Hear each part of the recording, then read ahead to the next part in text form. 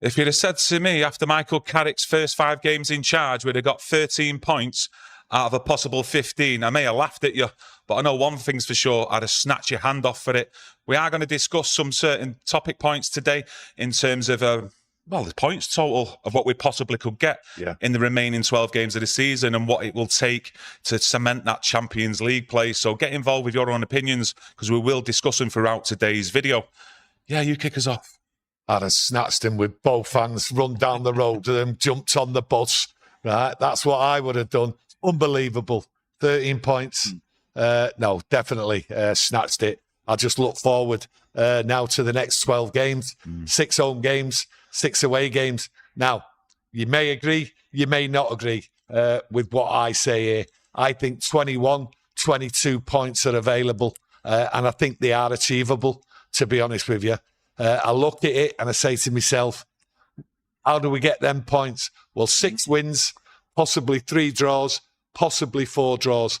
That's how we get them points. And the teams around us, like your Liverpool, your Villa, your Chelsea, them fixtures, we've got to make sure that they don't beat us and we take points. Yeah, I think this is a good indicator, a good marker in what we want to discuss right now in terms of what points are going to be needed to cement that Champions League place. And I've looked over the past 2 seasons and that 5th place finish, what does get you Champions League football. Newcastle finished their last season, the 24-25 season, on 66 points. The season before, on 23-24 season, Tottenham finished 5th, also on 66 points. Man United currently have 45 points in the Premier League. So 21 points, a minimum, I think should achieve Champions League football. Yeah, well, I think Champions League football is achievable. The football we've seen is good. Last night, we came up, and this is the problem. People pointed out, I mean, I got a little bit giddy, I must admit. I thought we'd go to West Ham, but you've got to give due there. West Ham, well organised. They were set up for the fight, and they've given themselves a chance. And we're going to come up against teams like that. The next game, for instance, Everton, they're well organised. They'll be battling. They will set up defensively, try and block out the midfield, but we're going to come up against that. But I think what it is, I look at it going forward now, and it's time to regroup, get focus for the next 12 remaining games. So I think we're coming into a good period here where we've got these points. We've been absolutely enjoying the football. It's been great. The players are loving it. The fans are loving it. But it's a good time. And also, further down the line, there's an international break. And I think it all suits Manchester United. There's a lot of teams around us what want the points to guarantee Champions League football. But these teams have got it hard. And I mean hard. Champions League football, FA Cup football. Yeah. So I say to myself, we've got 1 game a week. So it all points to Manchester United regrouping, getting focused and going again. And then we'll get another break. It all lines up for United getting Champions League football. Yeah, I don't really want to predict right now and go through each fixture that we've got remaining and go through each one and say whether we'll get a draw or we'll get a win, etc. But just to give you a bit of context and facts of the last 6 home games we've got remaining, we've got Crystal Palace up next at home. Then it's Aston Villa, then it's Leeds United, Brentford, Liverpool, and then Nottingham Forest. So you're looking at them games. If we win our home games, yes, I mean, that puts us in real good shape when you're then looking at your away games and thinking, as long as we come away with a draw in 3 or 4 of those, I mean, we're in a good place then come the end of the season, I think. Yeah, well, I think we'll be in a good place if we make sure we get points or a point against Liverpool. They're in and around us. Yeah. You don't know how they're going to cope with all the football they've got. And the same with Aston Villa, making sure we don't get beat about against them. The other teams, I would expect United to beat them. Open football. You know what Leeds United are like. You know what Palace are like. So for me, I think the 2 games there where we have to cement points is the Liverpool and Aston Villa game. Yeah, got Aston Villa and Liverpool at home, who are around us currently in the Premier League table. Chelsea as well, we've got them away, and it's just about them 3 teams, just making sure we don't get beat, making sure you come away from them games with a result. Yeah, I think what what we've been on an emotional ride. And I think what's going to happen now, we're going to be focused. And I think the game yesterday against West Ham will focus us, because we're going to come up with teams who are going to block, who are going to defend, and Michael Carrick has to work it out, and I think he will work it out. But United are riding that wave, and that wave is attacking football, creating opportunities. So for me, I think United are in a better place than the other teams, than your Liverpool. I think Aston Villa will struggle. Chelsea, they're in and out. So for me, I'm laying it on the line here. I honestly believe we're going to get 22 points, and I think 6 wins and 4 draws is how I see it. We're going to get beat. There's no two ways about it. It's very hard not to get beat in this league. It's up and down, up and down. It's inconsistent. But I tell you what, we put on a nice little run of home fixtures, winning games, possibly drawing 1, possibly drawing 2. I think the away games there, I think United will go for it. I just hope that the injury list doesn't accumulate and that players come back like your Delit, your Mason Mount. They'll be like new signings towards the end of the season. Yeah, some tough fixtures, which every game's a tough fixture, let's face it, in the Premier League. And the March actual fixtures after the Everton game later this month, obviously at Crystal Palace at home. Then we've got Newcastle away, which is a midweek game on a Wednesday. Then it's at home to Aston Villa, which is finishing off then the month away to Bournemouth. So you're looking at them fixtures. If we can come away from them unbeaten again, you know, in the calendar year of 2026, United still remain the only team unbeaten in the Premier League as well. Well, that's another stat, isn't it? Unbeaten. Unbeaten in 26, you know, and some of them games there where you look at Newcastle away, very tough. Always is tough for us over the years. So you look at Bournemouth, that's going to be tough as well. Playing good football. They went on a rocky period, but they've come back and they are playing well. And they beat Everton last night, who, if they'd have won Everton, they'd have won against Liverpool. And they're our next opponents. So it's going to be tough. But I just look at it. It'll be interesting to see, actually, how they handle that game, because there's going to be a few emotional scars after the game here at Old Trafford against Everton. Them going down to 10 men, couldn't even salvage a point out of that game. So it'll be interesting to see how Carrick sets up for that game, because he will have looked at that game as well. Well, of course he'll have looked at that. Well, he will look at that game, but he's got big decisions to make. And, he's got to show that he's got it and that he learned from last night, because it was so passive last night. And you can't be passive going into the next game, Everton away, who will want to get the 3 points. They will not sit back for 90 minutes. They will come at United, but they will be playing a defensive role. And that is something Carrick has got to get right. And last night was a lesson. I just thought to myself, Carrick needs to be on the front foot every game. I did say it when Carrick come in, we'll all enjoy it.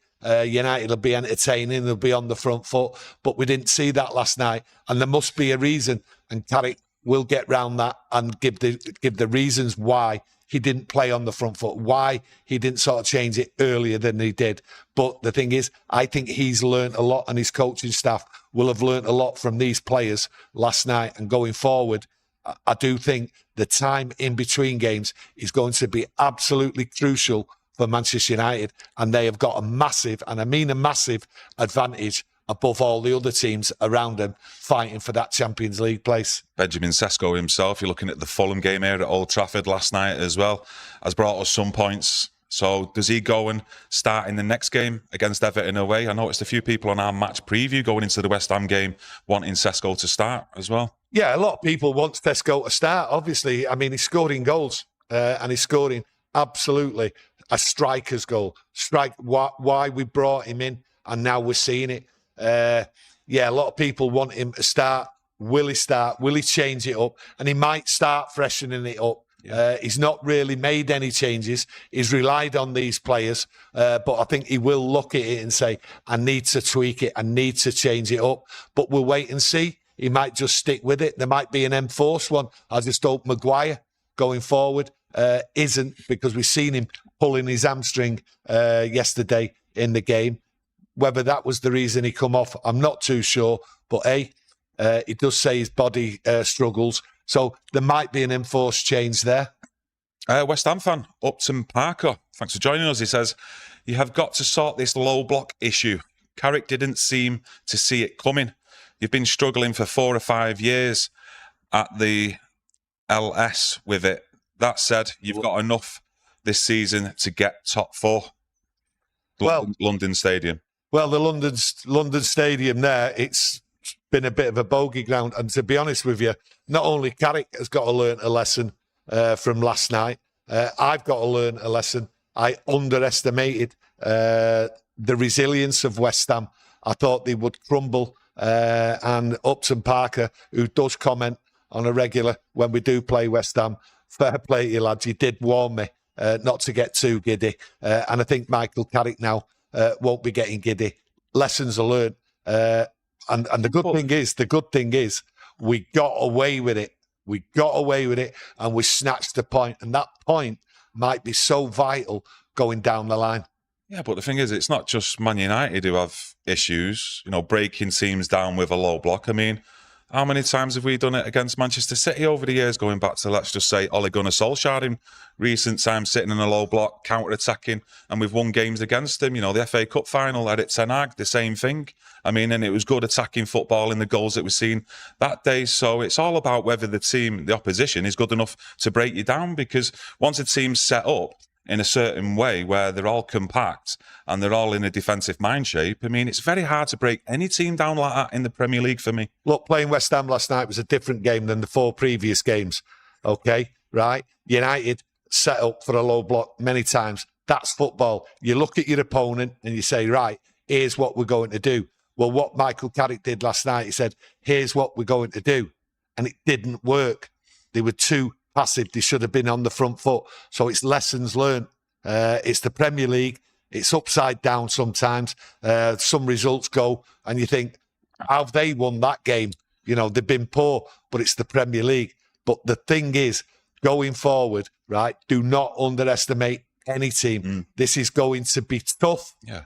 Tough. But United are in the driving seat. I'm telling you, they're in that front seat, they're in the box seat, and they can do it. And I don't see any reason why. And that's not me being giddy. I think United are organised now. I think the players are up for it. And they're getting plenty of rest. And maybe the game came too quick for 1 or 2 players. I think maybe they were emotionally drained, to be honest with you. And they couldn't fight that. I think that fight was out because of the way West Ham set up. And they squeezed that midfield and stopped the football. And there was no plan B to get round it in the game. So there will be a plan B, and that plan B is Sesco, and probably when Mason Mount comes into it, we will see a change, and it'll be a refreshing change. And that's what you need when you're chasing points and you need a target. And Teller will come on to Super Chat shortly, my mate. I do apologise, but I don't really want to talk about the set-up and the shape of West Ham. It was specifically the tactics for me, and he's the first manager that I've seen in the first 5 games under Carrick that's got it spot on in how to play United. And that's squeeze in the middle to make us go out wide. And yesterday, the man marking on Bruno Fernandes effectively just kept him quiet, I think, all game. The midfield didn't operate proper. They didn't have the freedom. They walked up to the halfway line. But we're going to get that in games. We're going to get it. You can go on about West Ham as much as you want, how poor United were from the attacking sense, couldn't break them down. But that's Carrick's problem. And that is the thing you're going to look at now. Can Carrick work this out, get us over the line? And I do believe he can, because everything points in our favour.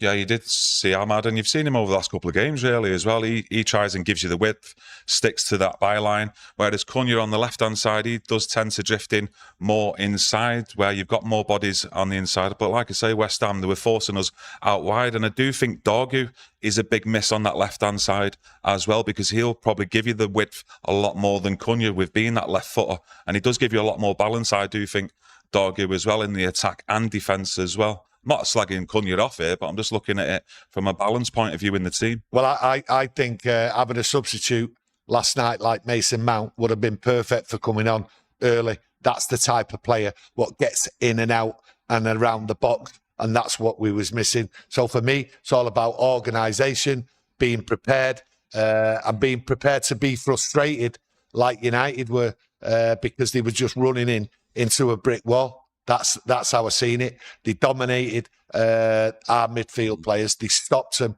playing football, the creative side of the football. But we've got to get round it. And I'm really looking forward, I'm telling you, to the next 12 games. And it will be an emotional ride. And, you know, but big decisions are going to be made. People are going to be disappointed. Does Sesco start? I'm not too sure. A lot of people were saying Sesco will start, but I don't think it's a guarantee. He's on a roll, and I honestly think he might start some games, and then Carrick will look at the opposition and then just change it. But for me last night, the forwards didn't get in the game. The midfielders didn't get in the game. There was no patterns of play. It was just too slow, too lethargic, and that can't happen again. I always say, you have to be on the front foot. You have to take it to the opposition. We didn't do that last night. We're going to come up against it, but there's no stopping United. That is how they've got to play front foot football, not slow and methodical, trying to prod through. Ansel, I'm back, mate. Thanks for your super chat. He said, Everton and Palace may be the same, I think you mean in regards to the West Ham match, but keep calm. Yes, that's the way. Definitely Everton. I mean, we know how Everton play. They will be tough. They will be getting stuck into United. They will be physical and everything. And Palace will be the same. They will be low block. They will get stuck into us and then just try and get the breaks. So for me, there's not just them two teams. There's plenty of others. And I look at Newcastle. That's going to be a very difficult game. They're struggling. They won last night. They may come back into form. But then again, they've got a Champions League football. If they win that and then they get through the next round, you just don't know where some of these teams are going to be. And that is what I talk about, the advantage going forward. Week by week, it's going to change. 2 wins straight away when we come back from this little break we're on. And, you know, the position we're in, right up there, that's what I want to see.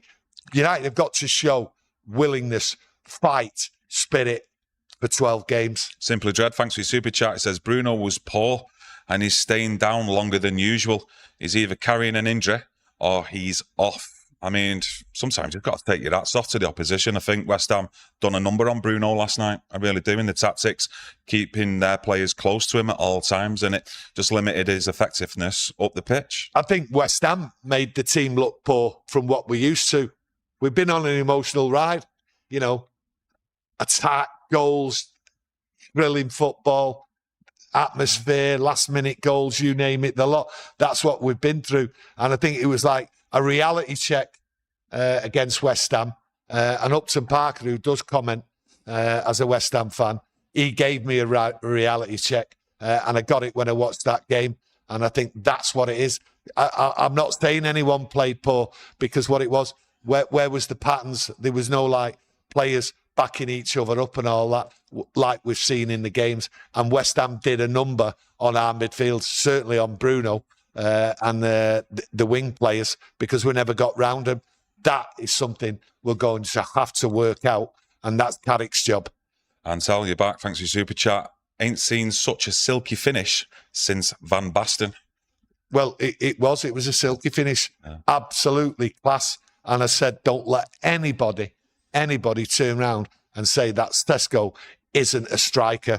He's absolutely finishing is top notch. This is movement in and around the box for me. That's why I've always been confident that he will come good, because if you're getting into the spaces, it'll just be that time period of once you get on the score sheet, confidence comes, and all strikers need confidence. And I do think he'll be the main man for United for a number of years to come. Well, the problem, what people have criticised the team for and Sesco is not scoring the goals, but he was always getting in the positions, always making the runs under Ruben Amorim. And what you seen last night, especially in that first half, there was nobody in the box. Any crosses what were going in were poor crosses anyway, but there was nobody in there to get them. And you need a striker in there, and he does the movement. They had it pretty easy, their defence last night. until Sesco went running about. But he does get in the positions, and it is his movement. And he has scored a couple of class goals because he's created the movement. So Carrick may look at it and say, this is something we need now. Go straight at it. Let's service this centre forward. Let's get the ball to him early. We didn't see that last night because our players just failed to get in the box and around West Ham. But Sesco, I think you do need him. We need a focal point when we play teams like West Ham, who are organised defensively, who are putting up brick walls. When a team plays us and they want to play football and they're open, there's choices. I mean, when you've got your striker as well, who's had a slow start to his Manchester United career due to injuries, etc. When he's coming into form, what it looks like now in the business end of the season, that can only be positive for us, I think. I mean, a lot of the season, we've always pointed out, even under Ruben Amorim, one of the positives was always the Mbumo and Ahmad partnership. They've played a lot of football between them, been to the AFCON as well. And if you do see any dips in form with them two players or other players, if Sesco's banging form and he's the one getting you the goals, I mean, it's only a positive. Well, I think, you're not relying on Mbumo. I think the 5 games are a positive. Even the draw last night was a positive, because going forward to achieve the 21-22 points, what you're seeing is a team, right, what isn't getting beat. And that's the good thing.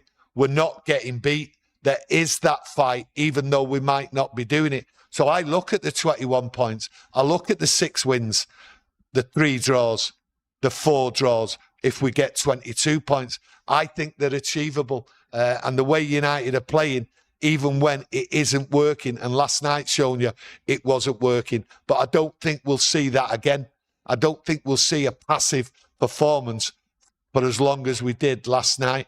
I think going forward, the players will be focused, the club will be focused on achieving wins and getting points and not getting beat. So when I look forward, I'm not getting giddy or anything like that. I think it's a realistic, achievable point score, getting 21, 22 points.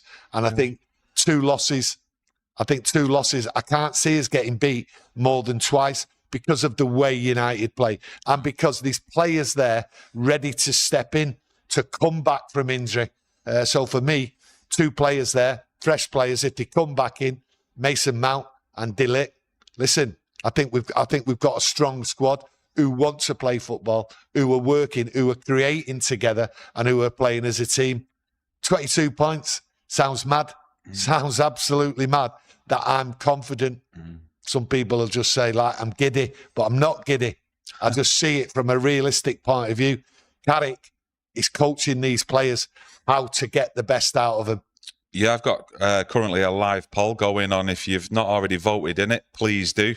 And we'll reveal the results of that at the end of today's video. But you might call me weird here, but I'm looking at some of the fixtures we have got in the remaining games. You've got your Villa, your Newcastle, your Chelsea, your Liverpool. I'm kind of glad we've got them games because we see this group of players always raise the levels against some of the top teams as well. Well, this is why we've got opportunities, because these teams aren't going to defend. And we've seen it. We've beat the top teams. Yeah. We've beat them. So the likes of Liverpool, the likes of Newcastle, the likes of Chelsea will come out. They will not be setting up football. Well, it suits United. Suits United because they can spring so quickly. The midfield, you've got like Casemiro, Mainu playing absolutely fine. Then you've got Bruno, who's there, who distributes the ball, who creates, whose assists are bang on.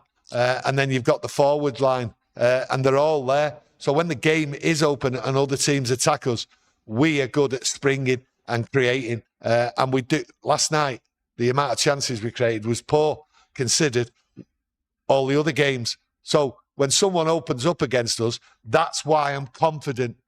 Because in a head-to-head, 2 teams going at each other, I think United have got it, and they've got it. And they will be stronger. They will be physically stronger because of the games in between and the amount of games all these other teams have got. They are going to have suspensions. They're going to have people who are injured and all that. It is a tough year for some of these teams. And Newcastle looks as though they were dropping off, got good 3 points. So for me, Liverpool have to bounce back. Chelsea, listen, They're under pressure. They're not playing 90 minutes football. That's why I see United picking up points and not getting beat by them 3 teams. And then you've got Villa. I don't know where Villa will be. They've had injuries. They could get them back. Yeah. But they do play a little bit defensive when they go away. So that could be a struggle. Yeah, he's always got a really good game plan, though, Unai Emery. I mean, I watched him against Chelsea a few weeks ago, was it now, at Stamford Bridge, and the game plan that he had that day. I mean, using his substitutions the way he did as well, I just thought it was bang on, and it always seems like he finds a way to actually get Villa points on the table, even when they are suffering injuries. I think they've got some key players out, especially in the midfield area and up top, but, you know, I think some people might think they might slip down the table. Let's hope so. And let's hope United continue some good form, getting points on the table to overtake Aston Villa as well. Well, I look forward as well. One of the reasons why I think it's achievable is the international break. I think the international break will come absolutely bang on for United. It will give them time to regroup again, just like now. Focus on the task ahead. Few games to go. So for me, there will be a fixture congestion, a massive fixture congestion for all these teams in and around challenging. We won't have that problem. We've got the delight of 1 game a week. The other teams, they are going to struggle, and it is a tough ask for the others. So for me, coming to the international break, I think it'll do United the world of good, because they can refocus, right, and then just go for that last push. In the stands last night, we were talking about an international break. I've seen Thomas Tuchel in there, obviously been linked to the permanent manager's job here at Manchester United. I'm sure they've been looking at the likes of Kobbie Mainoo, Luke Shaw and Harry Maguire as well. Do you think there might have been a little bit of a nudge last night with some of the execs for Manchester United as to say, look, Thomas, can we sort out a meeting in the future about the possible job? No. No? No, you're getting giddy, son. I'm not getting giddy. I'm just saying things like that do go on in football. I agree with you. Things like that do go on in football, but I'll give my reasons. I'll give them again for those who haven't heard it. Thomas Tuchel needs to be in the job, and it needs to be sorted before the end of the season, and he needs to be in there on the first day after the season's finished, and he won't be. He'll be over there with England, and he will be concentrating on England to win the World Cup, and it's as simple as that. Thomas Tuchel, for me, is not an option to come into Manchester United. I get what you're saying about him, but I also don't think he suits Manchester United. I think he's there, he's too outspoken, and it's not what we need. We're divided a bit on that. We're very divided. Not a bit. No, we're not a bit divided. Mm-hmm. We're very divided on it. I think we need a manager in here who can take the weight and the pressure on his shoulders, not just from the fan base, but the media pressure as well. And let me tell you something, if England go and win that World Cup, the narrative will change on Thomas Tuchel, just like it might do on any other international manager who wins the World Cup. Carlo Ancelotti, he's another one that's been mentioned as well. But Thomas Tuchel, for me, it'd definitely be my second choice behind Unai Emery. Been saying it for 2.5 years. Both of us are Emery. Unai Emery, I'm sticking with him, because at the end of the day, if Carrick achieves Champions League football with the amount of points, or possibly even more, right, then I think he'll be a shoo-in for the job. Besides Unai Emery, there is no point me looking at Thomas Tuchel. He creates his own headlines, and this club has had too many headlines. So for me, get Champions League football, and if Carrick achieves it, I think what may happen, I'm not saying I want it to happen, what may happen, they might give him a 2-year contract. Yeah, Nikos says, I don't think fans realise what an advantage 1 game a week is next year. In Europe, we will need a much better squad. I was actually discussing that a couple of days ago, me and you. Well, listen, there's a lot about the squad depth and the quality and what will be required if we do get Champions League football, Europa League football, you know, the additions we will need to beef up the squad, playing midweek to weekend. Listen, it's been great the last few weeks, right? But there will be big decisions to be made. And we can all get carried away with football fans and that, but the big decisions are going to come. So for me, this summer, listen, you get Champions League football, you definitely need to strengthen your squad. And we also definitely need to get those players out who aren't going to be the future of Manchester United. I don't want them hanging about. I want people whose injury records, right, are just diabolical. I want that sorting out. I don't want them hanging about. getting a 2 or 3 games every couple of months. Don't want it. I want a full squad, players bringing in. I want the manager settled, and I want it settled right at the end of the season. So big decisions. You just don't know where it's going to go. We might finish on a right high, and then just the decisions aren't made. The money's not there. Players aren't brought in. Players aren't moved out. We need that squad sorted within the first 2-3 weeks, and we need our manager in there, right, starting it out and working out the future. The live poll, I asked you all, 13 points out of a possible 15 in Carrick's first 5 games. Would you have snatched someone's hand off for that, for this start? 63 said absolutely. 27% said better than expected. 4% said hope for 15 out of 15 points. And 7% still not convinced. I mean, it's hard to please that 7%. Well, it's better than, listen, it's better than I expected. I didn't expect the amount of points. What I did expect was attacking football, entertaining football. That's what I told everyone. That's what you've got to expect, and that's what we've had. So for me to get in them points, like I said, I'd have just snatched them with 2 hands, run down the road, jumped on the bus. I think it's been absolutely bang on. But the football last night, I got brought down to earth. I've been too emotional. I've got giddy.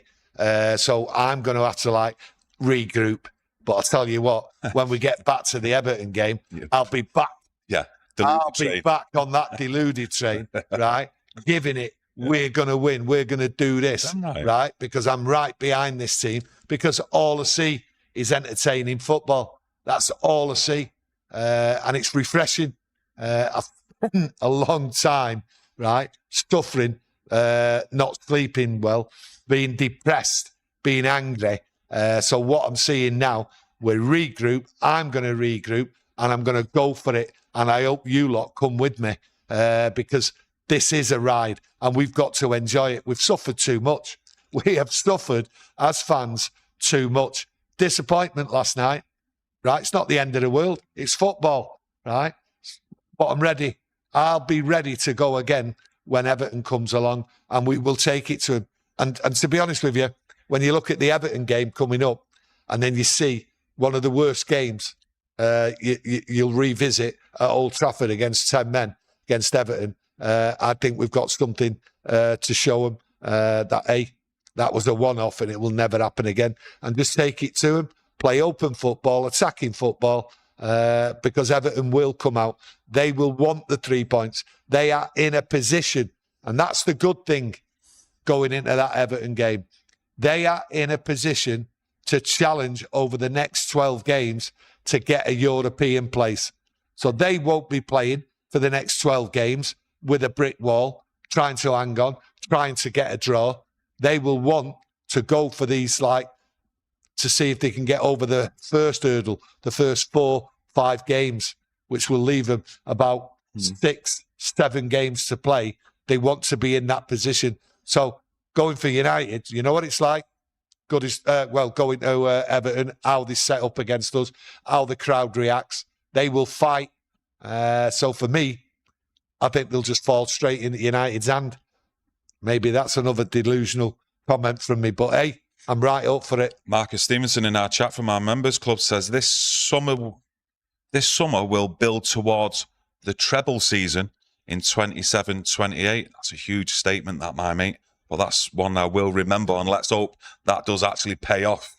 Danny G says, bottom line, we are in a much better position than we were. Now, you just seen some news earlier this morning. Thomas Frank was sacked by Tottenham.